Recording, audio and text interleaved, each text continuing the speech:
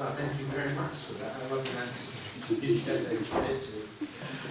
Yes, this is a fantastic delight for me personally. In fact, Mary has been organising conferences in Manchester. Back in the 90s, we were doing work on shame. That's where Mary and I hooked up. I won't tell you what the shame is about, but and he was working with high shame, self-critical people that started us off on this trail nearly 20 years ago. And many of you will know that what happened was that we were using standard cognitive therapy, and we invite people to explore alternative thoughts to their negative thoughts. And many could do that, particularly our depressed patients. But when we looked at the emotional tone of those thoughts, for example, a patient might think I'm a failure, and then they might think, well, no, I'm not, because I've achieved this and I've achieved that. We found that the emotional tone was often cold or even hostile. Come on, you're doing cognitive therapy, look at the evidence. So very simply, we simply ask patients to imagine a warm tone, talking to them in such a way that was very caring and concerned for their depression and their struggle, and to feel that experience of warmth, encouragement, support when they were generating alternative thoughts. And what we discovered was they said, no, I can't do that. And if I start to do that, it makes me feel bad. And this was the beginning of recognizing that there were certain types of positive emotion that people were quite fearful of and resistant to. And looking into the literature, this was the beginnings of what was called positive psychology, the idea of working more on positive affect. But there wasn't really anything on the fears of positive affect, and the fears of emotion, and the fear of feeling compassionate, supportive, and encouraging to oneself. So that was really where compassion-focused therapy began. And so we started to look at what is it that gives people the experience of affiliation? What is it that gives people the ability to feel reassured by alternative thoughts? What is it that allows people to calm down when they have experiences, or when they produce alternative thoughts? And that was to lead us into the understanding or an exploration of the emotional systems that are calming and soothing. And that, of course, took us into attachment theory and so on. So that's a little bit of the background. And over the years, many of the people that are talking today have been developing and contributing to insights into the power of affiliative emotion to act as a calming, soothing process, and how you actually begin to develop that and instigate that in individuals who A, might be very frightened of it, B, may never really have experienced it, and C, can be actively resistant or even angry about the concept of trying to become affiliative. So what I'm going to do today, my talk today, really is to address those issues. So what is the definition of compassion? Now, there are many definitions of compassion, but basically the definition we take is a pretty standard definition, which is rooted in Buddhism, of course, which is a sensitivity to the suffering of self and others with a deep commitment to try to relieve it. Now, in actual fact, there are two quite separate psychologies here. One is this one, sensitivity, and that means turning towards, engaging with, rather than avoiding. Now, for those of you who are into ACT therapy, acceptance commitment therapy, the issue of turning away from experiential avoidance is crucial to that form of therapy. So sensitivity is the ability to turn towards, to notice, to be engaged with. But also, what do you do? So there's no point in just turning towards it. Yes, I feel your suffering, I can feel my suffering. Oh dear, I can tolerate it. What do you actually do? So these are two quite different psychologies. And both of these psychologies really evolved with mammalian caring capacities. And mammalian caring, the ability for the mother generally to be sensitive to the suffering and distress of their infants, and their commitment to actually provide for their infant what their infant needs to soothe it. This is basic mammalian psychology. And this has had a major impact on changes in the CNS, it should be S there, and also the autonomic system. So we also see compassion as flow. Okay, so there's the compassion that others show to you and your ability to be open to that. There's the compassion that you show to other people, okay? The ability for you to be sensitive to their distress. And there's what we call self-compassion, which is the ability for you to treat yourself compassionately when life is tough, when you're feeling bad, and so on. And there's quite a lot of evidence now that if you intentionally practice each of these, such as loving kindness meditations, metta meditations, and so on, this will have an impact on mental states, also on your brain, in fact, rewire your brain because of neuroplasticity and social behavior. And in compassion focused therapy, we've actually been developing ways in which we can work with all of these. So in compassion focused therapy, we do not see compassion purely in terms of an emotion or a particular quality, competency like empathy. It's what we call a social mentality. And very briefly, social mentalities are things that organize your mind, and they're linked to motives. So for this is a caring mentality that will direct your attention, influence the way in which you think, your behavior, your emotions, the motivation, obviously, and the kinds of fantasies and images you create. Okay, so if I was to put a competitive mentality there or a sexual mentality there, then what you pay attention to, the way you're thinking, what your behavior is, all of those will be quite different according to the motivation that you're pursuing, the goals that you're pursuing. So motivation really is a part of compassion in this model. But we need to think about the link between motivation and emotion, because emotion is also quite important for the ability to experience certain elements of compassion. And as we know, the three-circle model is a heuristic model, okay, based on some neuroscience, but it's not a direct map onto neuroscience. It's a heuristic, it's a more simplified model. But basically what this says is that you have a threat system, and this threat system tends to be your primary system, your factory setting, because we operate on a better safe than sorry. It's more important to spot negative threats than it is to spot positives. You can find lunch on a number of occasions. You go looking for lunch on a number of occasions, but you can't be lunch only once.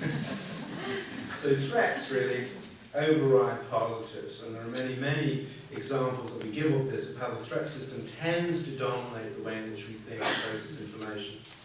These two systems, of course, are to do with the emotion of activation, engaging, achieving, doing, feeling, looking forward to things. But this is the emotion to do with soothing. And so when the baby is upset or distressed, what happens is the kindness and the caring and the comfort of the mother actually calms the baby down. So here's an example of affiliative in the drive system, play and joy.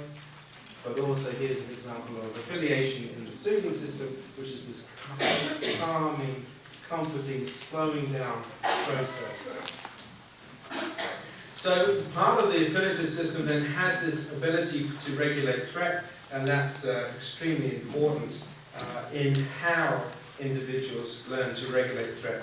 Learning to regulate threat through relationships and through stimulating a particular brain system that is a threat regulating system. The soothing system is basically a threat regulating system. So the key thing then is, as we grow up from children to adults, we normally do it that way around, our ability to utilize these affiliative soothing systems in the regulation of threat becomes extremely important. However, evidence suggests that some individuals, when they begin to stimulate that affiliative system, the green system as we call it, particularly those who are high in self-criticism, don't like themselves particularly, they find actually experiencing these emotions of the affiliative system, the feelings of being cared for, cared about, being kind to oneself, feeling other people being kind to you, they actually find that quite difficult and can be fearful of it. Furthermore, fears and blocks and resistances to affiliative and positive emotions are actually linked to self-criticism. So what I'm going to do now is I'm going to talk a little bit about the sources of fears and blocks to compassion. We call them FBRs. This is fears, blocks and resistances, because you always got to have a little something that nobody understands unless they nobody's going to understand what FDR is unless they even know. Okay, so basically, fears, blocks, and resistances is what CFT is about, right? So you sometimes have therapists coming to us who say, well, I tried some of your images and the patients didn't like it, so I thought that we're not going to do that. But the point is, the block stimulative system is the therapy. That is the therapy. If they could do it, they probably wouldn't be sitting there in front of you. It's like a physio, going to a physiotherapist after you've broken your leg, and all your muscles are with it, because they do. And the physio says, oh, you haven't got any muscles, so I don't think we'll bother doing any exercises with you. Okay? So the key thing is you would anticipate this. FDRs are something that are crucial to your therapy, and they can crop up in terms of motivation. I'm not motivated. I don't want to be caring and compassionate to myself or other people. Maybe I hate other people, actually. Metacognitive beliefs and misunderstandings. This is where people think of compassion as somehow to do with softness. It's an indulgence, it's a weakness. It's about being kind. The feelings and memories that compassion bring up can actually reactivate trauma and grief. The behavioral avoidance can be a key issue. That people avoid engaging in compassion practice or compassion behaviors. And one of the big problems that we have in many forms of therapy is practice, right? Even going to the gym, many people sign up to the gym, high intentions, going to go 2 or 3 times a week, and then gradually they don't go anymore. So practicing is a real issue in terms of therapy. And there can also be difficulties in compassionate competencies, such as the capacity for mentalizing and empathy. So your FBRs can actually be in your motivational, in your cognitive, in your affect, in your behavioral, and in your competency systems. So it can be any of these, or all of them. Okay? So I'm going to go through these now. So let's have a look at the metacognitive systems of beliefs and misunderstandings. So you can have negative beliefs that, compassion is a weakness. Negative beliefs about the value of compassion. Yes, it's all very well, but I can't see it's going to help me when times are hard. How can being kind to myself or being supportive and encouraging help me? I've just got to beat myself up and make myself do things. And negative beliefs about the ability to develop compassion. So some people say, yeah, I'd like to, but I just can't. So this is a study by Paul Gilbert OBE that came out in 2010. So these are things that depressed patients said when they were trying to develop compassion. I'm my own worst critic, so I can sit and understand things in other people, but I wouldn't necessarily accept them in myself. So it's okay for other people, but not inside me. When I'm depressed, I just really, really don't like myself, so there's no way I'm going to feel compassion for myself. I know people that are kind to themselves and they think it's a good thing to themselves and look after themselves, and I think they're much better off for it. But I don't think I'm really ever going to be able to do that. When I feel depressed, it's almost impossible to be forgiving towards myself, because when I feel depressed, I just think it's my fault. So these are statements taken from interviews with depressed patients about compassion. So you can see there that there's a whole lot of sort of basic ideas and beliefs about what compassion is and how difficult it is. So we did a study looking at the fears of compassion, and we developed 3 scales measuring various fears. 2 studies, one with students, and another one with depressed patients, and another one with therapists. Okay, so when we looked at the fear of compassion for others, being compassionate to others, we had items such as people will take advantage of you if you're too compassionate. If I'm too compassionate, others will become dependent on me. I can't tolerate others' distress. The fear of compassion from others, being receptive, open. I fear that if I need other people to be kind, they won't be.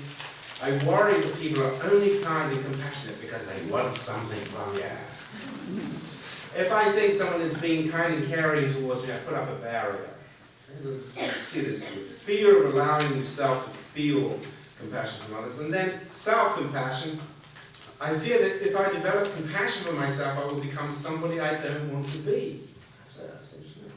And all these items, I should say, were taken from patient statements over the years of how they had seen compassion and how they talked to me about why compassion was a bad idea. I feel that if I'm more self-compassionate, I will become a weak person. I feel that if I start to feel compassion for myself, I will be overcome with a sense of loss and grief.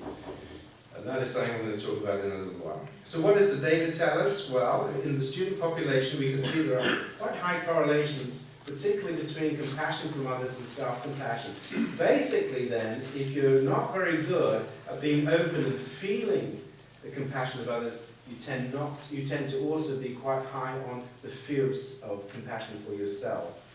Okay, there's a little bit of a relationship here, okay, but this is the big one. So experiencing compassion is the key issue. And this is how it relates to anxiety and depression, with the red from the patient data. And so the fear of compassion from others is highly linked to depression and anxiety in your depressed population. And the fear of being compassionate to yourself, again, is highly linked here. But this is kind of interesting, really. The fear of allowing yourself to feel the compassion of others. And this was slightly suspicious, yeah, but why are you being nice to me? You know, if you really knew me, you would be nice, all that kind of thing. Okay. The other thing that we were interested in is, we thought, well, maybe it's not just the fear of a feeling of emotion, maybe it's a fear of other emotions, just being happy. You know, are depressed people frightened to be happy? And there were sort of indications of this in the clinical work, you know, where patients would say things like, you know, when I'm happy, that's when bad things can happen. And many people will often give stories. For example, one lady told a story about how mum was agoraphobic, and so sometimes they would be going out as a family to the beach or going to see Father Christmas at Christmas, because that's when you see him. And then sadly, just as they were about to leave the house, Mum would have a panic attack, or we would go, they'd have to take their coats off, Dad would get angry, and so the whole thing was unpleasant. And so my patient said, well, you see, you can never feel happy, because if you're happy, looking forward to things, that's when it all goes wrong. And this is what we would call a classical condition of emotional memory. It's not at the cognitive level, it's at a deep emotional level, an association with feeling excited and happy and then whack. Excited and happy and then whack. So what happens is when people begin to have feelings of being excited and happy, they get this emotional feeling again. So these were the questions. I'm frightened to let myself become too happy. I worry that if I feel good, something bad could happen. I feel I don't deserve to be happy. And the data is extraordinary. Now, admittedly, this is in students, but we've just completed a data with patients, and it's the same. 0.7. 0.7. So you have to think very carefully, right, that if you're trying to help your patients feel better and to feel happy, this is a big issue in happiness, and you haven't addressed the fears of happiness and the associations of the feelings of happiness, you're going to get stuck. So it's always worth assuming and asking, using the Socratic questions, about the fears of positive emotion. So compassion is not getting... the other element of compassion, which is a key element in terms of the metacognitive beliefs, is that people often think that compassion is somehow an ascent. You become an angelic. So you become this compassionate person.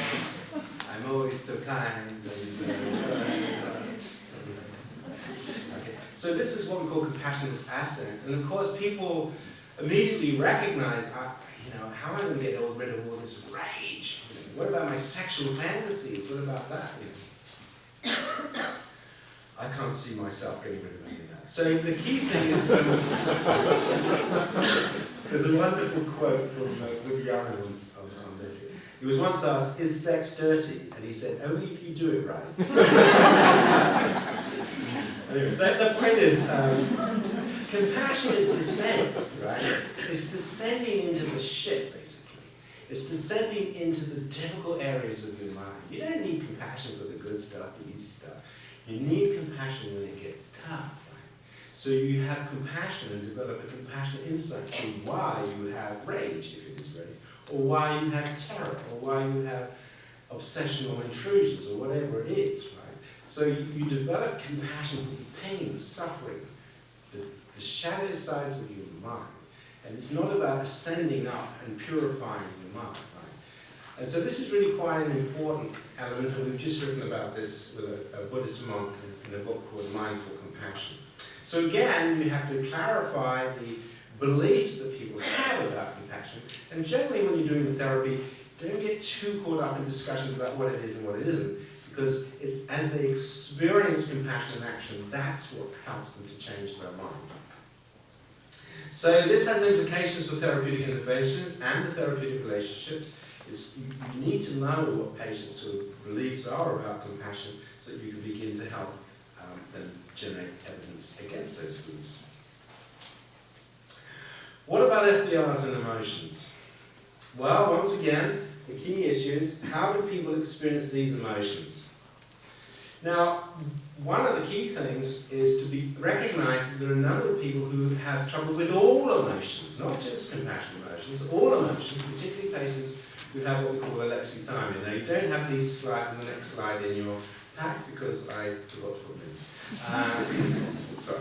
That's my alexithymia. So alexithymia means your ability to understand your emotions and to be able to give words to your emotions. And the definition really is that these individuals have difficulty identifying feelings and distinguishing between feelings and bodily sensations of emotional arousal. They have difficulty describing feelings to other people, and they certainly have difficulties in talking about the conflicts of emotions. So if you have an argument with your spouse or your partner or whatever, many of us would be able to say, well, part of me feels angry and part of me is anxious and part of me is sad, blah, blah, blah. But people with alexithymia couldn't do that kind of distinction in terms of different emotions and conflicts of emotions. They're stimulus bound, okay, and they're very externally orientated style. Just mentioned here, for those of you who are psychodynamically orientated, that of course is linked to what Klein called the paranoid schizoid position. I mean, the paranoid schizoid position, this is the theory, I'm not saying it's true, what happens is the baby is lying in the cot, kicking its legs, and all of a sudden, bang, it knocks its leg against the side of the cot and it experiences pain. And the baby is not in a position to be able to think, oh, bugger, I've got to be really careful how I kick around in here because there's all these bars, you know what I mean? So what the baby experiences is just suddenly pain from the outside world. So in the beginning of the paranoid position is that all the pain that you experience comes from the outside. Now, cognitive therapists would see this more in an attributional style, but it is nevertheless interesting to recognize that this idea that all the bad is on the outside, I feel bad because of what's happening to me from the outside, and the inability to think about your contribution to what's going on out there, this has been recognized in therapy for quite a long time. But people with alexithymic difficulties, that is one of their difficulties. All the causes of problems are outside of them, not here. They can't think about their emotions and so on. And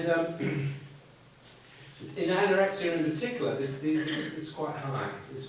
Many people with these kind of difficulties, particularly eating difficulties and substance misuse difficulties, and of course they're using these processes to regulate affect, of course, but their ability to process affect is not good. We've also looked, so there's a general issue, right, which is all about how do people process emotion, not just affiliative emotion, but if they're alexithymic, they're going to have trouble with affiliative emotion because of a general problem with affiliative emotion, not just fear of a particular emotion. We've also done studies looking at specific fears of affiliative emotion. So one of the early studies we did with one of my students was heart rate variability. And heart rate variability works this way. Your parasympathetic nervous system, particularly the myelinated parasympathetic system, basically slows the heart, or sympathetic arousal increases the heart. Now, heart rate variability is to do with this slowing and speeding up, slowing and speeding up. Okay, so your heart is always slightly slowing and slightly speeding up. So this is a heart rate trace, and these are the interbeat intervals. So between here and here would be 945 milliseconds. Between here and here, 8, 9, 7. So you can see that there is variation. So these are all slightly longer or shorter than each other. And the standard deviation of the interbeat interval gives what is called heart rate variability.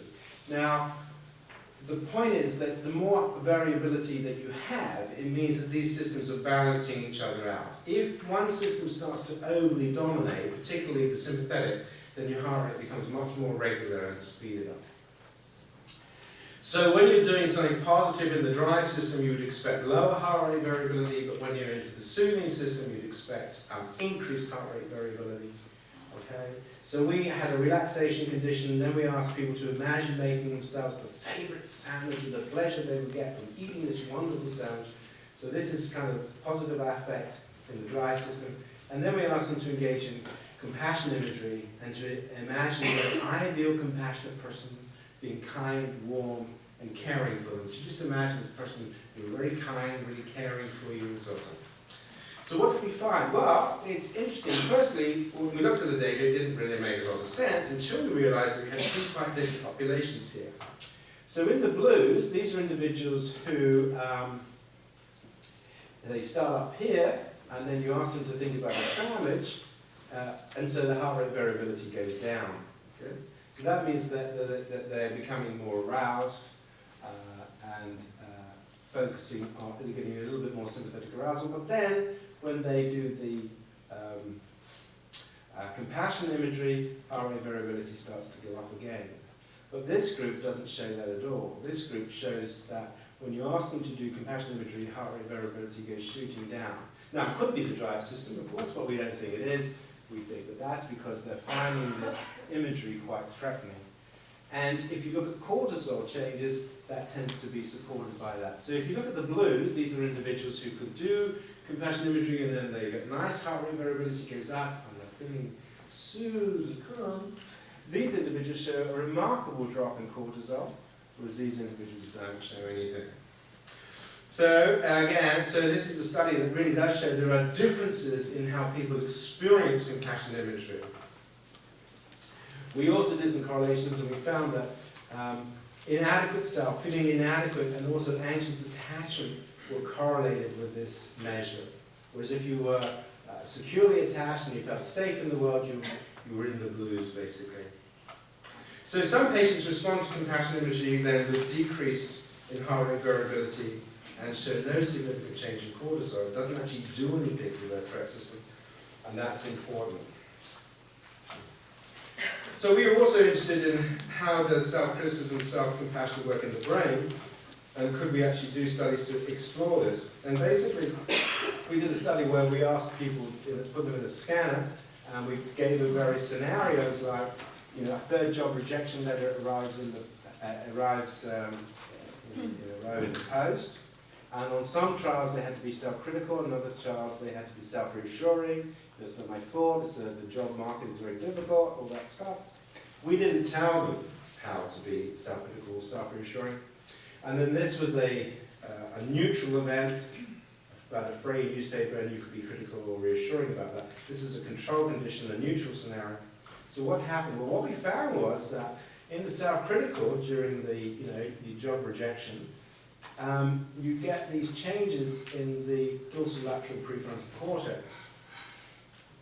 But when you're self-reassuring to the same events, you have activation in the various insula. Now, this is a very simplified display of this data, because this data also showed left-right differences and so forth. So the idea is not for me to go into the details of the neurophysiology, but just to show you that actually we can distinguish between self-criticism and self-reassurance. So when people are engaging in self-reassurance, they are stimulating different brain systems to the same scenarios. But what is also interesting is that during the emotional self-critical imagery, self-critical scores positively correlated with that dorsolateral prefrontal cortex. In other words, the higher you scored on our self-critical scales, the more activation you saw here. And during self-reassurance imagery, when you're trying to be self-reassuring, the more self-critical scores were positively correlated also with this. And there was also amygdala and hippocampal activity. Again, in suggesting that it's a threat. So I'm going to move on now quite quickly because I need to go on to some more things. So finally, we also have an oxytocin study. Now, oxytocin has a lot of functions. It facilitates mammalian bonding, monogamous bonding, conspecific recognition. It's important in attachment, of course. If you squirt oxytocin up people's noses, they're more trusting. So this whole environment has been sprayed with oxytocin. It increases competencies in mentalizing, mind reading. So it does a lot of stuff, basically, which is all about the capacity for affiliation and calming the threat system. There are oxytocin receptors in the amygdala, and they have an effect of calming the system. You can read about all. There's a lovely review by McDonald and McDonald in there, so you can go and read about all the effects of oxytocin. So then, if we give oxytocin to our students, what happens to them? So again, we have a relaxation condition and a compassion imagery condition. And what we find is that if we look at the aspect of criticism, we find that the low self-critics, their resistance to compassion goes down slightly, not very much. Whereas in the high critics, they become more resistant. So if you give them a placebo, they're sort of resistant to compassion, but if you prime the system with oxytocin, they really do start resisting. Okay? There's a significant effect. They really don't, they're holding the feelings of compassion out here. Whereas if we look at the self-reassurance data from the scales that we use, what we can see is the ease of receiving compassion, right? For your low critic, for your high reassurers, it goes up very slightly. The interesting thing is that high reassurers and the low critics, oxytocin doesn't do a great deal. It's in this group that it's actually doing quite a lot. So for your low people, the low self-reassurers, low self-compassion, if you like, these individuals, actually it becomes more difficult. So that's interesting. That's really interesting. So there are important individual differences. So we need to think about, well, why is that, you see? Why is that happening? What is that about?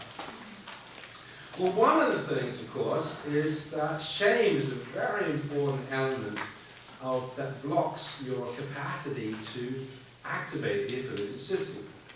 And as you will know, many of the research we've been doing and therapy we've been doing is really to try to dissolve shame. Because shame is the thing that will stop you from being known. If you know this about me, then you won't like me. If I let you get this close to me, then you won't like me. Or you'll find that I'm no good. Or you'll find that I'm useless, or I'm incompetent or inferior. So shame is the big block. What about motivations and emotional conflicts? Well, the other thing, of course, in CFT is very, very focused on the fact that a lot of your brain, unfortunately, gets into conflicts about all kinds of things. And for those of you who are psychodynamically trained, this was where Freud came in. He was very interested in conflicts, the conflicts in the mind, right? And he had a whole lot of ideas about how those conflicts in the mind were handled, or what he called defense systems. Many other therapies also focus on conflicts, but in a slightly different way. And CFT is very interested in conflicts. You can have conflicts of emotion, you can have conflicts of motives. So part of you wants to do this, but part of you wants to do that. So part of you wants to go and hit your boss, but part of you wants to keep your job. Okay? So conflicts are very common, right? And the way in which motivational systems are in conflict is important.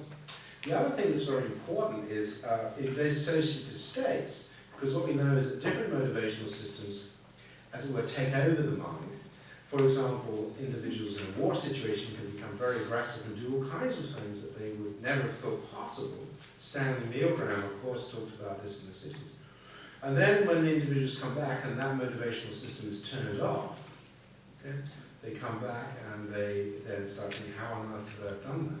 So the ways in which motivational systems take over our minds and then are in conflict with other elements of our minds is very important, and we need a lot more research on that.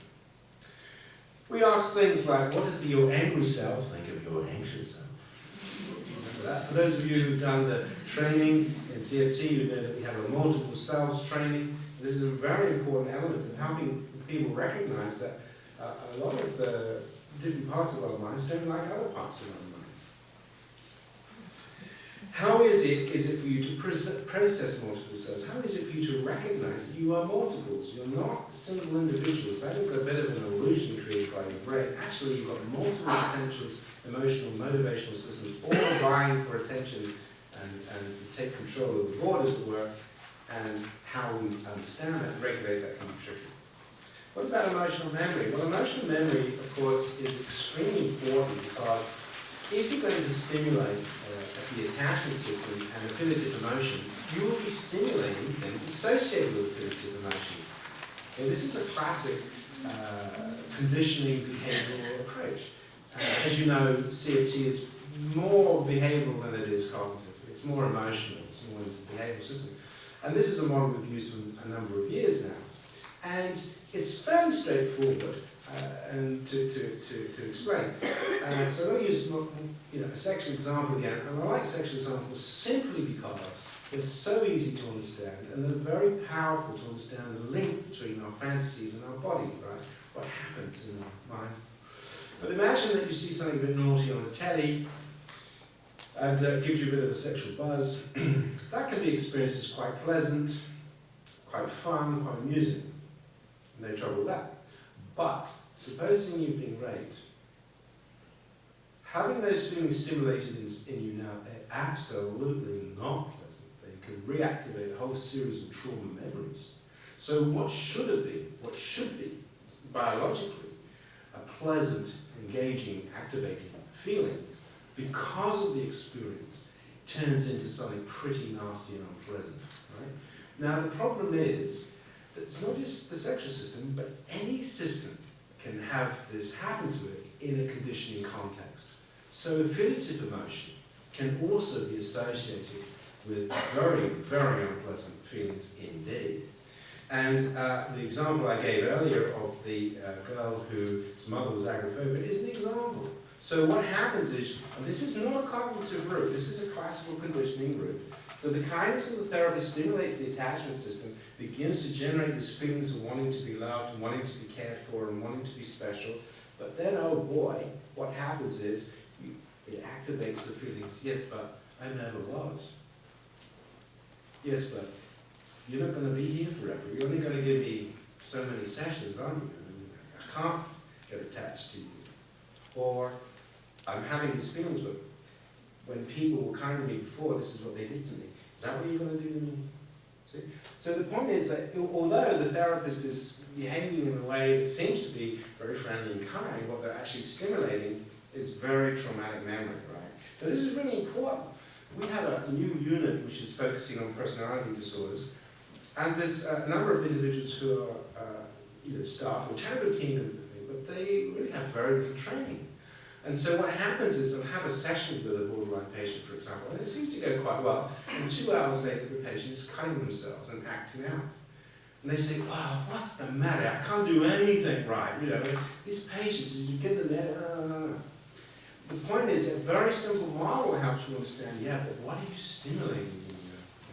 Try to help your client think about that the experience of kindness from the therapist could actually be stimulating tricky emotion, right? So we know that. So when you're doing the therapy, always keep an eye on that.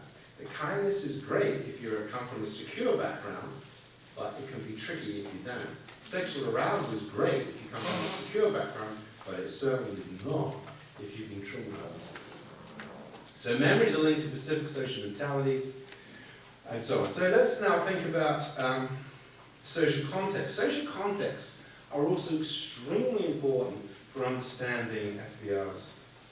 And here's an example of something we've been working with some colleagues in America, looking at combat veterans. And one of the things that some of the veterans experience is the fact that when they come back, they don't really feel very much for their wives and their children. And this can be a source of terrible shame, self-criticism, and distress. Okay, so the question is how do you explain that? Well, one of the ways is helping people recognize that the affiliative system is highly linked to the male body system, particularly in threat environments. And in fact, the army deliberately entrains male affiliative bonding to males. And in Sparta, of course, as you understand Sparta, that was the main affiliative process for males, that you bonded with your warrior buddies, and sex and affiliation to females was very much a second level thing. So in a very threatening environment, your agreeing system, your affiliative system, what helps you feel safe is other guys who are going to watch your back. So what happens then when you come home is that you have an affiliative system that's pointing that way, but now you need an affiliative system that's going to point that way. So when you come home, you're not entrained for safe environments. You're not orientated for affectionate, sexual, or child rearing. That's not, your affiliative system is not tuned into that. It's tuned into this, because, you know. So you have a loss of feeling of safeness. You can feel agitated and safe because you don't have any male buddies around you, and your affection goes down. So you have a sense of emptiness and disorientation, and you can get into self-blame. And the interesting thing is, if the therapist takes out the three-circle model and explains it, says, look, it's going to take you a while for your green system to settle, for you to get reorientated into a different kind of an affectional system, and for your threat system to settle because it's been highly stimulated. Just very simple explanations about why you feel what you feel. This is absolutely not your fault. It is very sad, it is very tragic for you, but it is the way our brains are. Just de-shaming people in these ways can be helpful. And then you can engage with what other therapies you want. But the key thing is helping people understand why. And the problem is, of course, that in our culture we have a lot of television programs like MASH. Now, everybody loves MASH, of course. But the problem with films like that is it implies that the moment you're out of a battle zone, you should now be happy to be going home and immediately pick up a loving relationship with your wife and children. Isn't it all wonderful? That's what these programs convey all the time. And what happens when you do that and you come back, but you just don't feel anything. In fact, you feel more anxious, you feel agitated. Okay, where is your safeness? Where are your buddies? Where are the people who are keep you safe around you? Okay, so as we've said before, the compassion model is very much linked to social mentality and thinking about what it is we need. So I'm going to look at the mentality theory now quite quickly. So, what do you need to feel compassion in this context? You don't need to answer it. If you come on the training, we will spend a lot more time on this. But also, what blocks it? What would stop you? Okay? What goes through your mind would actually stop you feeling compassion? Maybe a little anger or something like that? Okay, again, the idea today is not to go into this, but to recognize there are things that you need and there are things that will block it. And one of the things that you need is what we call empathic attunement. Okay. So coming back to our definition then, thinking about these different psychologies, to remind ourselves of the fact that as a mentality theory, mentality means that you have different elements of your mind that are brought together to perform a function, to pursue a motive, right? So one of the things, of course, is that you have to be motivated, you have to have sensitivity, pay attention, be able to see, notice distress. You have to have what we call sympathetic attunement, that is, you have to have an emotional connection to what it is you're seeing. And if you're going to be emotionally attuned to what it is you're seeing or what it is you're feeling in yourself, for example, if you say, yes, I do want to deal with my trauma, I want to deal with my abuse, so I'm going to pay attention to my memories, I'm going to bring them into mind, then I start feeling things, and you have to be able to be distress tolerant, and you also require empathy, which I'm going to explore in a moment, and you have to be non-judgmental. So let's have a quick look at these, because FBRs can be involved in all of these attributes. So for the care for the well-being, many people say, no, I couldn't do that, or whatever it is. So you can use motivational interviewing techniques where you can say, well, let's just imagine if you could. I know that you can't, but supposing you could be more compassionate to yourself or more open to the compassion of others, how would things be for you? What kind of self would you be? What kind of self would you like to be? Okay, and this is all about getting them to just play with the idea of identities. Motivation is also about cultivating practice, giving knowledge, and how to shift from vague plans to specific hows, what's, and where. So the key, again, is very behavioral stuff, really, is helping people become specific. What are you going to practice? When are you going to practice it? How often are you going to practice? Okay, so not just having vague ideas about, go and practice compassion imagery, which is what we tend to do, okay, but actually with your patients, nailing it down.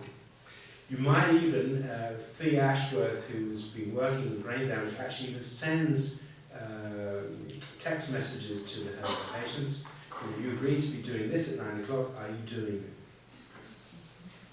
Distress sensitivity, open attention, of course, being present, that's a mindfulness as well, that's a mindfulness skill. Sympathy, being able to be emotionally moved in the moment, it's mirror neurons. And distress tolerance.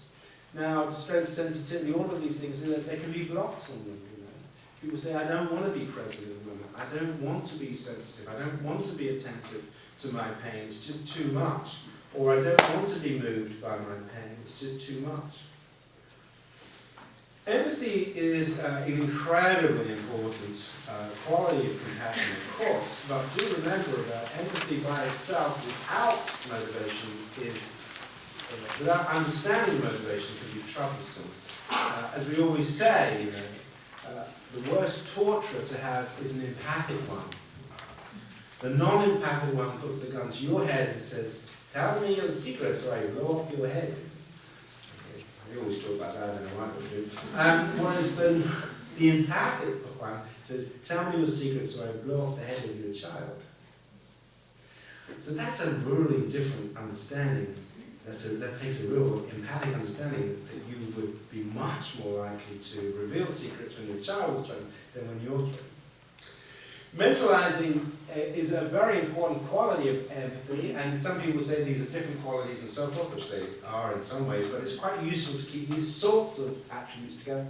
And this involves finding out, deepening one's understanding of our own minds, asking questions about our own minds and the minds of others.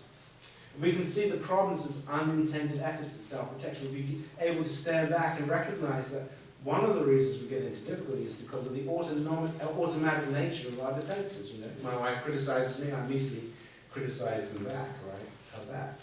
And that's lacking the ability to stand back and think, well, you know, what is that? What's going on in her? Why is she upset about what I'm doing? You know? Common humanity is an incredibly important element of mentalizing, that we are all the same. Okay, we're not aliens to each other. We all contain the seeds of multiple selves. Okay, if we had been brought up in Rome 2,500 years ago, we'd all be looking forward, or many of us would be looking forward to going to the Roman Games tomorrow on a Saturday and watching people get ripped to pieces. Those individuals are not aliens. They are you and me, but in a different culture, in a different context. And our empathy allows us to imagine being in that position. We also have what we call uncommon humanity, which is recognizing self as unlike them. For example, a rapist or a murderer. And the compassionate position is, how might it be to have a brain like that? Now, of course, one of the problems is that some of us won't want to go there. You do not want to be imagining yourself as that. So you block it off, you keep it away, which is fine, but then don't work with those people. If you can't get into their minds, if you can't be empathically understanding about what that might be like, then it can be quite difficult, because you're working with somebody who actually you don't even want to get to know, you don't want to get to feel what that's like. So, and this is about compassion, right? And the key thing is not about saying, oh, it's okay then, absolutely not. The whole point about this empathic is to find out what it is, so that you can help that person extinguish the causes of their destructive behaviors. So you want that destructive behavior to stop. This is the whole point of compassion. You're not compassionate in the way, oh, it's okay, you carry on doing bad things. Absolutely not. You want to find out what this is about because you want to help that person stop.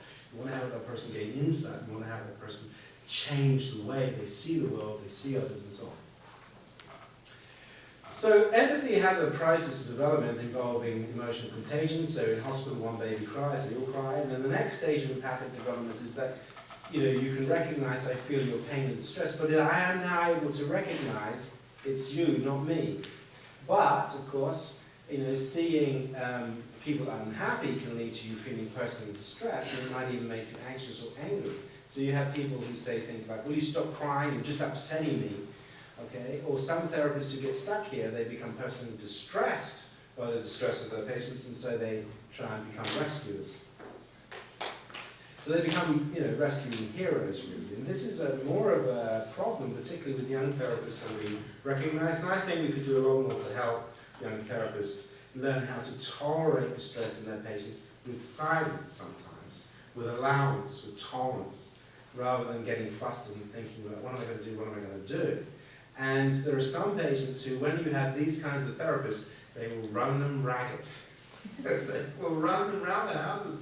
And the poor therapist is working really hard, what can I do? Oh, no, can I help? And the patients say, tried that and it didn't work. Well, maybe you can do this. Tried that and it didn't work. Have you tried direct keeping? This is fantastic. Done that, doesn't work. And can I do it? So that's the thing. So the key thing is skillful happiness is compassionate engagement and knowing what not to do. What does the patient need? Not what they want, what do they need? So an alcoholic wants another drink, it's not what they need. So compassion is sometimes saying no to people, or allowing conflicts in the therapeutic relationship that can be restored, the ruptures can be understood and repaired. It's creating context for learning and developing, and that's, again, guided discovery. And remembering the therapy is not about you, even though we sometimes turn it into an issue about us. The other thing about empathy is imagine being your patient for at least 1 minute before engaging. So one of the things that we ask our therapists to do is to do that. Before you have your therapy, sit quietly and just imagine you were them. One of the things that's really interesting to me is a lot of people talk about empathy, and then when you explore what they mean, they have never done any training on empathy. Okay? So if you was to train you with the picture of the lady in the street, we would ask you to imagine that this is you. This is you sitting there. And see how you can feel the desperation. And maybe you've drugged your child to be quiet during the day so you can beg. How does that feel? How does that feel? So you can only understand it from the inside. Now, Rogers was talking about this many, many years ago. But you cannot do empathy unless you slow down, you stop, and you enter into the mind of the other, and you imagine becoming the other, at least for a short period of time. And this is also a very important skill in method acting. Okay? Sometimes people like Dustin Hoffman, for example, will actually go and live like the character he's going to play. So the time when he played a street person, a hobo, he actually went and lived on the streets for a while, just to try to get a feel for what that's like. And so empathy is not sort of, yes, I understand you, yes, I understand you. Empathy is, I'm going to imagine I am you. I'm going to see how much I can contact in myself what that might feel like to be you. Okay? So these are really important things. And so we say try and do that. You try and do that often more in the therapy, during the therapy if you can.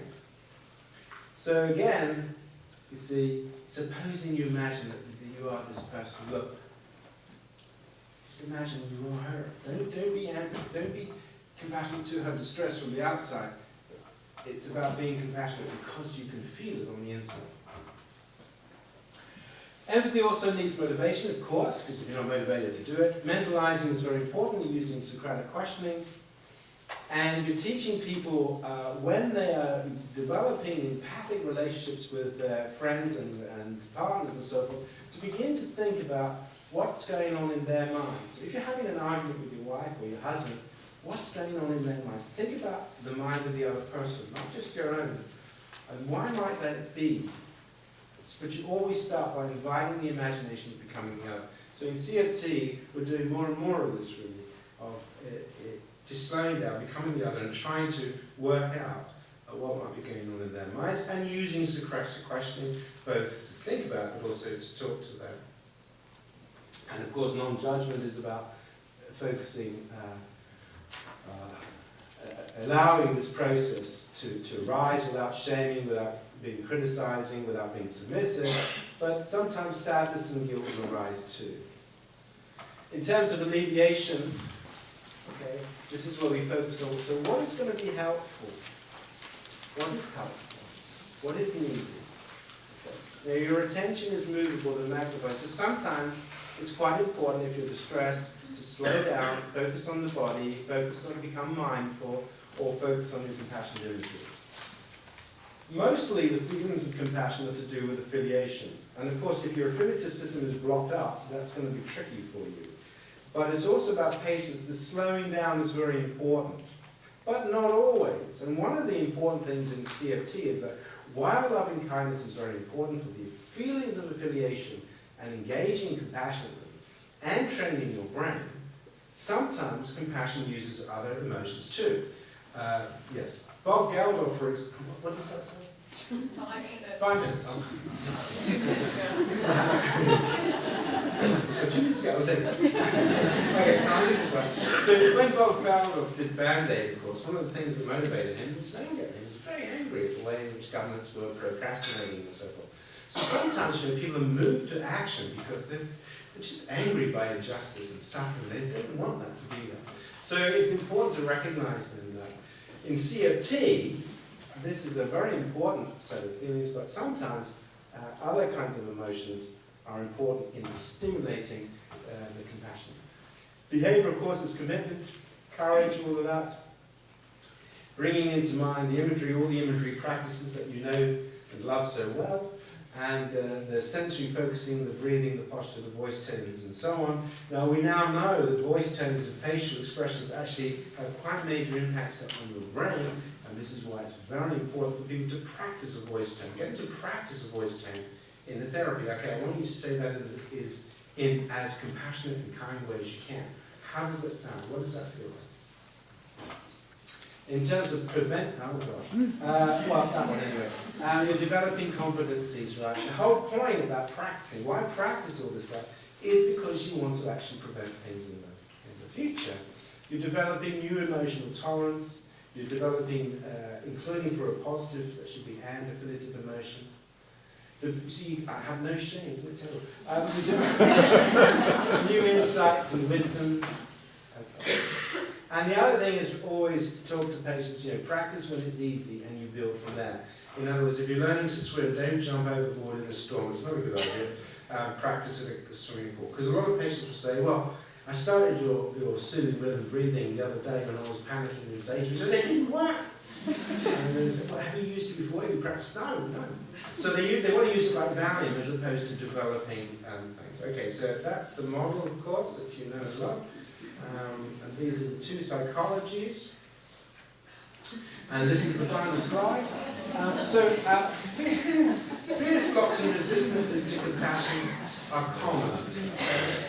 They're absolutely common. They are the therapy, and we've still got a lot of work to do to understand how we can help these fears, blocks, and resistance dissolve for patients. Because some people are just terrified of experiences of compassion, become very angry.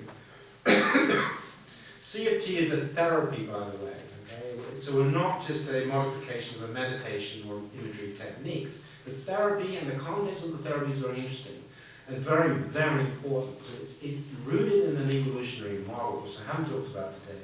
And I get a lot of emails from people saying, we're going to do a compassion-focused group, we've been reading your books, we're going to do a couple of imageries. Imagery is okay, I mean, it's part of the therapy, but that is not what compassion-focused therapy is about. Compassion-focused therapy is a whole package. It's the evolutionary understanding that we've all just found ourselves here, and the fact that for many of us, affiliative emotion and the sense of being fully, truly, deeply loved at all levels is difficult, and for some people, very frightening. So there we are. Thank you for listening, and I'm delighted to be handing over now to my colleagues.